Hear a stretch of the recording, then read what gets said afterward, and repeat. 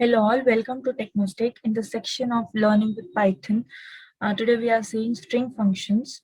So in this video we'll be covering two main string functions, that is length function and count function. So let's get started. So first, length function. We are using here PyCharm as before this we were using idle. Now we are using PyCharm. I'll be using all the types of IDs. I'll be toggling between IDs so that you can become comfortable with each and every ID that is working with Python. It's a good practice for you all, and you'll be able to see how to work with each and every ID over here. So right now we are seeing length function. So single line comments are denoted with hash, multi-line with triple inverted. That we type is multi-line comment. Anyways, so length function. So let's just take a variable that is string one. Let's say, and we write hello, welcome to Technostack. Now we take a variable a and we take len function, which is inbuilt in Python. str1, and then we take print function and just print it. Now we'll run and see what it works.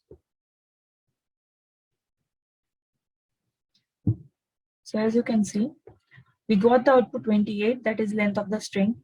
What we have to keep in mind over here is that Python takes white spaces also as a string character. Now, as you can see, when you hover around here, as you can hover around here, I'll just annotate and show you what I mean to show you. When you hover around here,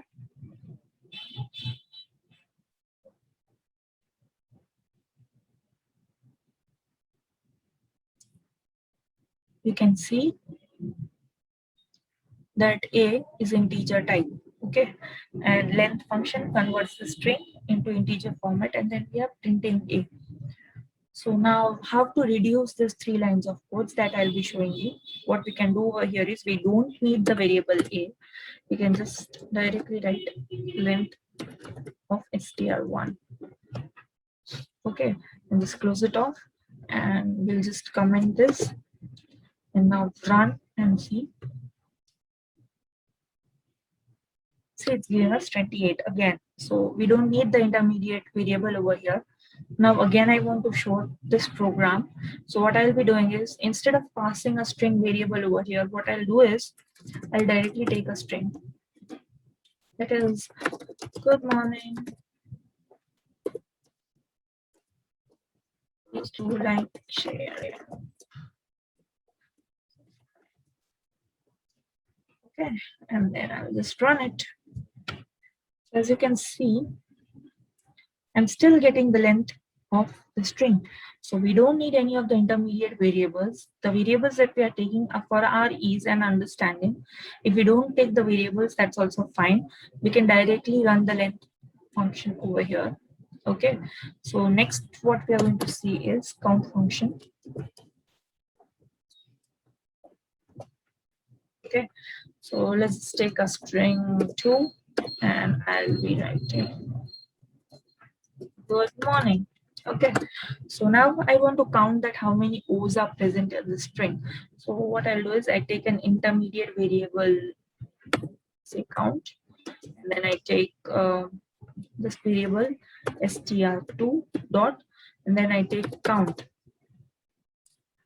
Maybe it won't take count because count is a reserved word, so we take count str. Okay, so count string, and then we type, oh, we just have to print count str, and let's run and see how it works.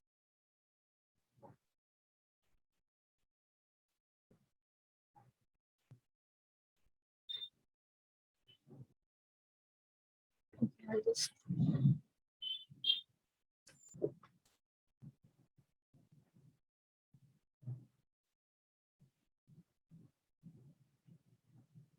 Okay, str2 is okay. This is small, this is capital.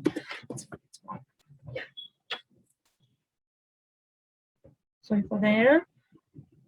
Small error. Python is a case sensitive language. Here you can see 3. Okay, so good morning has 3 O's and it counted 3. So now if I don't want this intermediate variable, what we'll do is here we'll just write str2 dot count. Let's count n.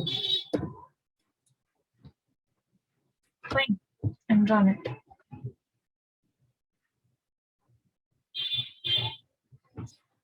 As you can see, it is showing us 1. So we don't need this intermediate variable. We can directly use this function to count the number of characters that it has here.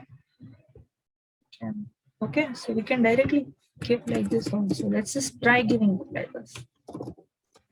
Good morning. Okay, and then let's do dot count and m. And now we'll run. We'll see if it's giving us the same result or not.